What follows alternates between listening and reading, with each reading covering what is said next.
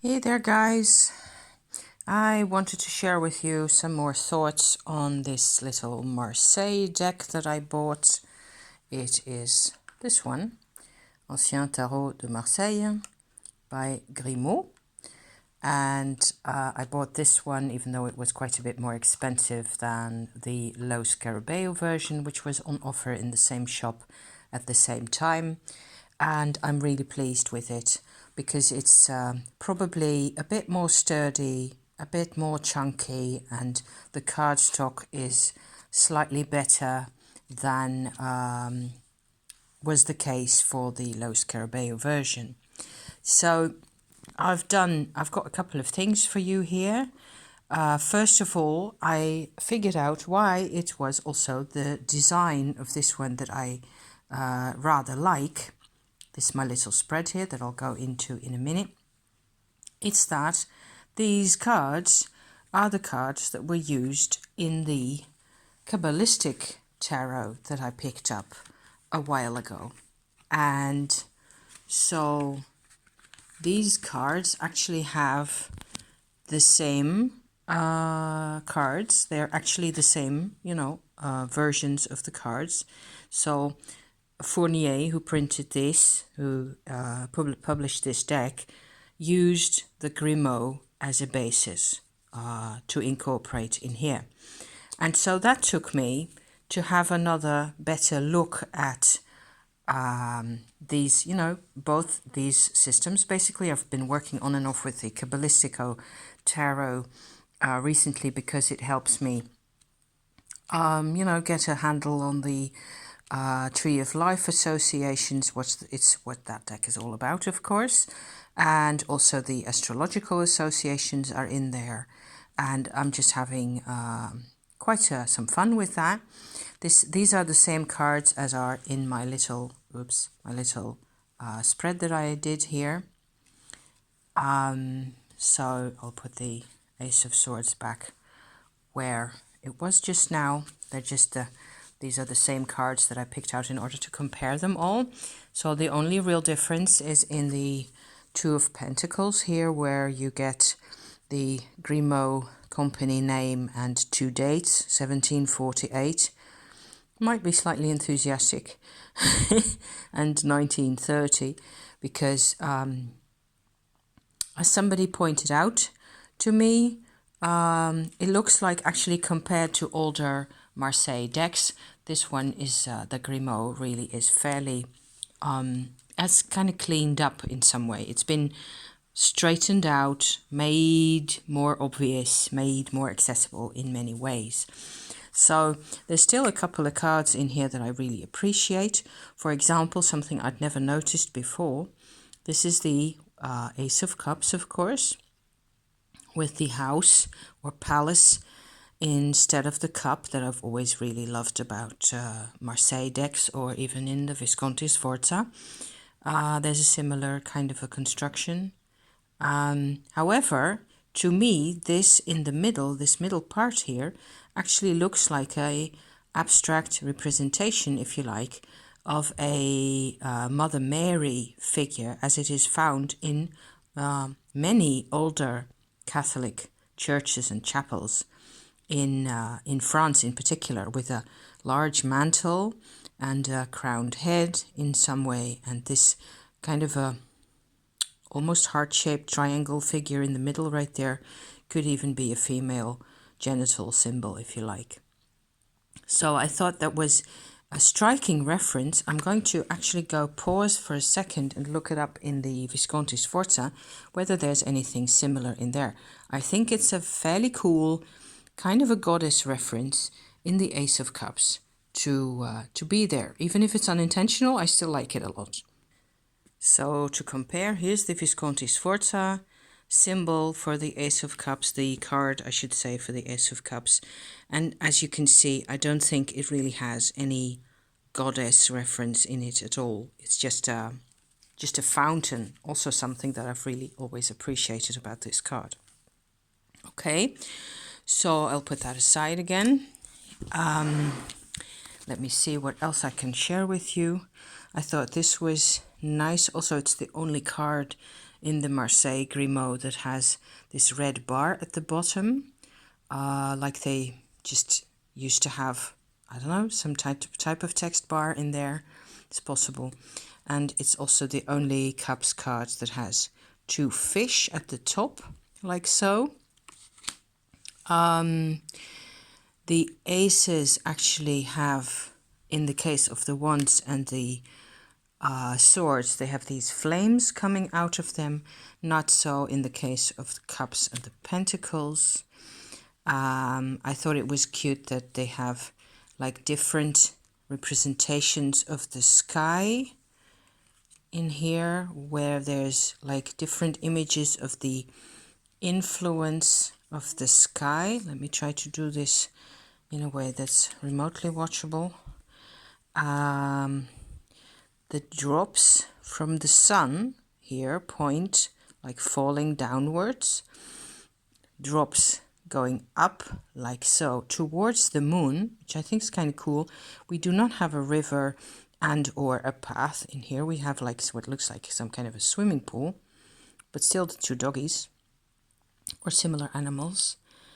In this case, you would tend to think that that is, of course, hail stones coming down with lightning. Makes quite a bit of sense. So these over here, these 3 would then be representations of the sort of influence of the angel atmosphere, and the star card actually parallels that with these outward pointing rays like structures. So I thought that was kind of neat to have a look at these, what these really look like together in a row like that. Other than that, I basically want to stress for myself that I like what I like about this deck. What they've done with this deck is the faces tend to be quite friendly.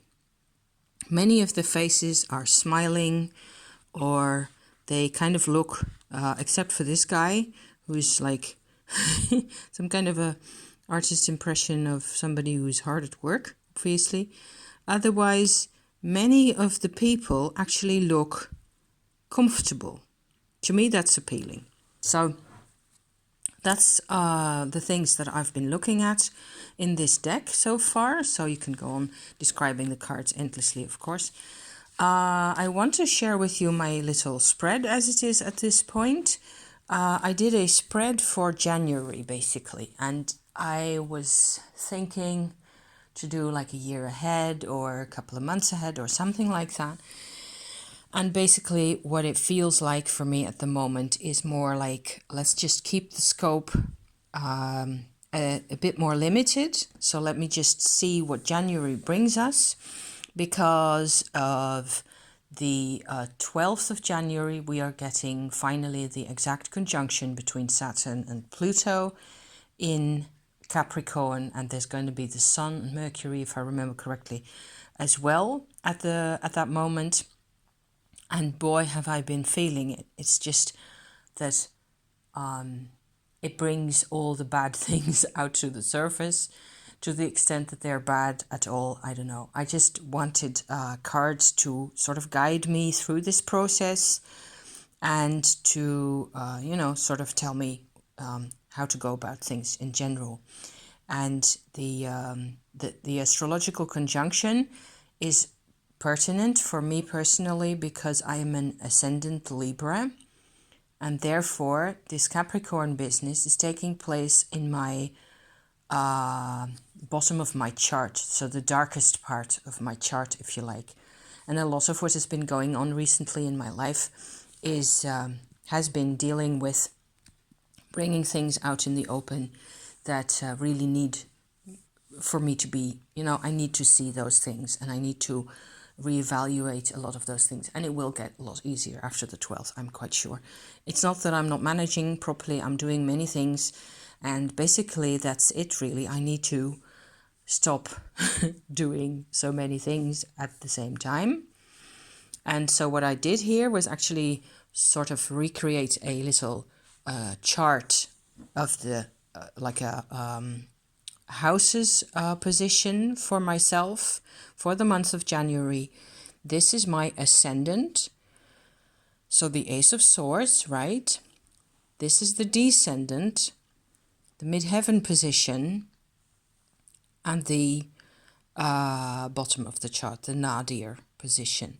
And these three cards in the middle sort of tell me what I'm like, what I'm doing, what my activities should be like.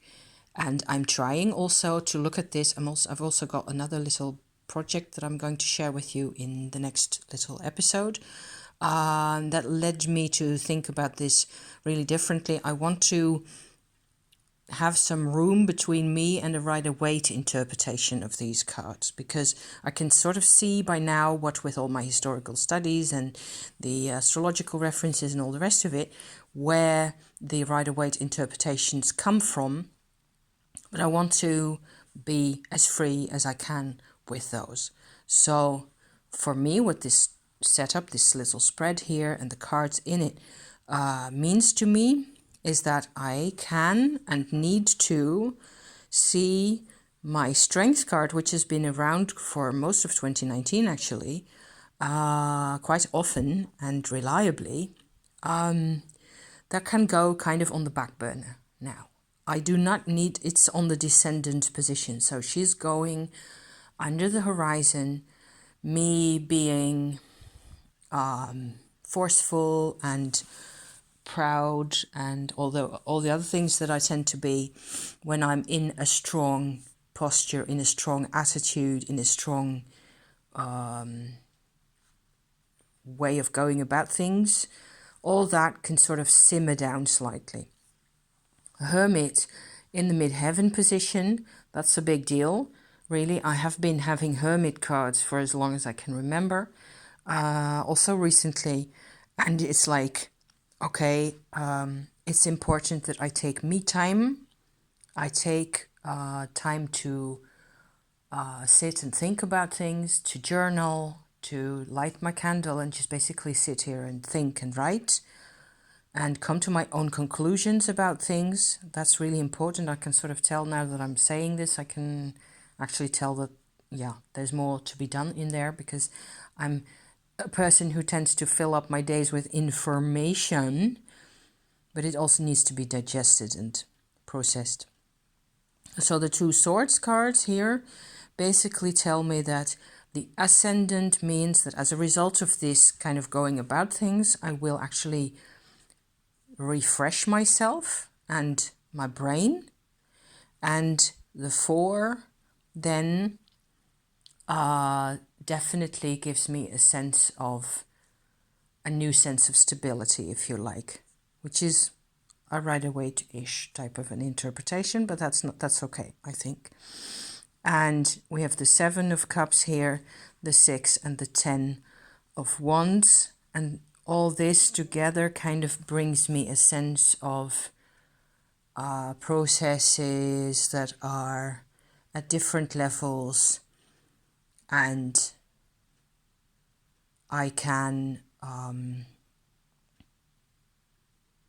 rest. Yes, I need to basically find a way to get myself, I need time, and I have time, so I have to use it. I have to choose, maybe that's what the 6 is about, to sort of refocus and to realize also that I am quite tired and quite I have to, it's a shift of focus basically, and the 7 of Cups is going to help me with that. So nice. I like these cards. I hope you like my little spread. Maybe you can find it or a tweaked version of it useful for yourself. And keep in mind that this Saturn-Pluto conjunction is affecting everybody in January. So do take it easy, take it one step at a time, and see where it takes you, okay? Thank you for watching, guys. See you soon. Bye-bye.